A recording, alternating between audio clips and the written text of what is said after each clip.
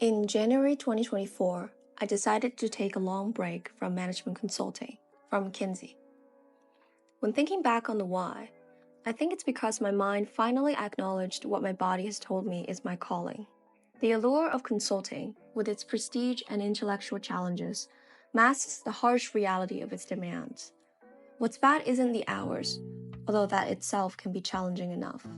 It's how your time and individuality is swept under the unrelenting corporate grind, leaving your soul battered and your health sidelined. Following a particularly grueling project, amidst the turmoil of a breakup, and while being sleep-deprived for a side project that promised more fulfillment, I found myself at the breaking point. My health was crumbling. Desperate to solve my predicament, I immersed myself further into work in search of a semblance of control, oblivious to the fact that my body, once a well-oiled machine, had become rusted from neglect. It was then that I had an epiphany. I needed to step back. I acted quickly on it, bought a ticket to China on the 3rd of January, and left 4th in the morning. It was a rebellion against the relentless march of time and work, an attempt at pausing my life which has been lived in the shadow of the future. It forced a temporary pause on the chaotic, anxious, sleep-deprived, painful repeat of a mental hamster wheel. We're socialized to be used to living in the future. Since leaving China in 2015, my visits home were always tinged with anxiety, my mind preoccupied with thoughts of work and obligations in the US. Like many Chinese international students living in the US, I'd be visiting home during summer breaks after finishing internships or taking a few weeks off from work after graduation. During those days, my mind would constantly wander off back into the future. What's my coursework next quarter? What should I do next summer? What's the next client project I'll be on? These types of questions continue. The future is always approaching, splitting you in half until you're not sure which reality you live in anymore. With that realization, it suddenly feels different this time going home. It was rejuvenating, guilt-free, and utterly liberating. Looking back, I kept wondering, what made it different this time? Despite my deep connection to my homeland and family, I realized that my previous inability to fully embrace the present stemmed from a lifetime of conditioning to always be productive, to always prepare for the future.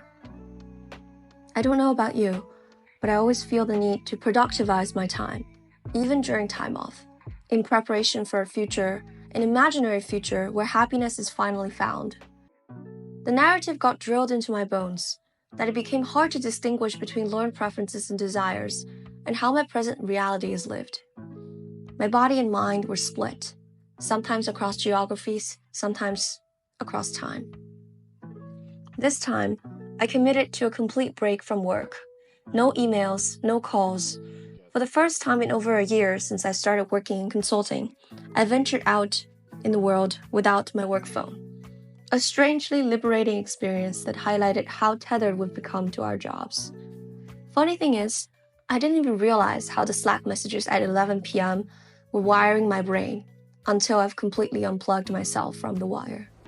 Sleep came easily, with nights of 10 hours of uninterrupted rest. Days were spent with family, each moment a precious snapshot of time.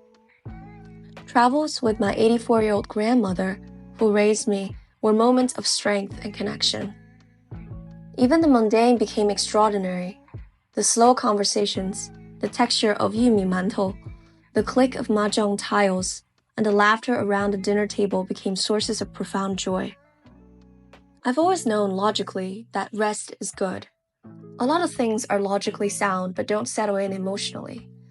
The narrative around rest is that it's a sign of laziness.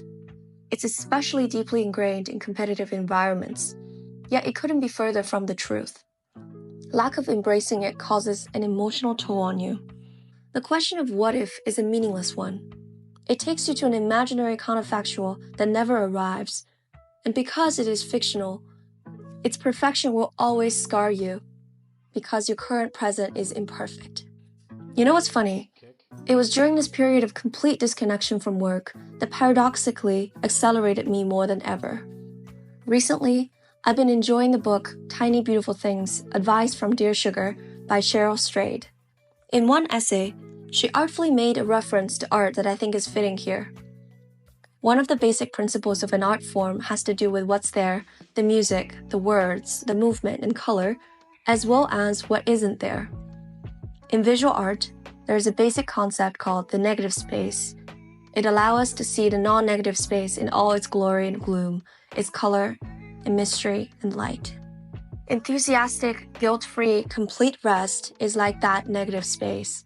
It is as productive as any other productivity hacks because there is so much ahead that is worth seeing and so much behind that you can't identify at top speed.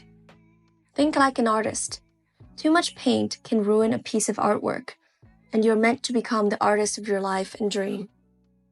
So next time you face the fork of the road, ask yourself, do you already have too much paint? Like Cheryl said, I hope you would be surprised and knowing at once. Thank you.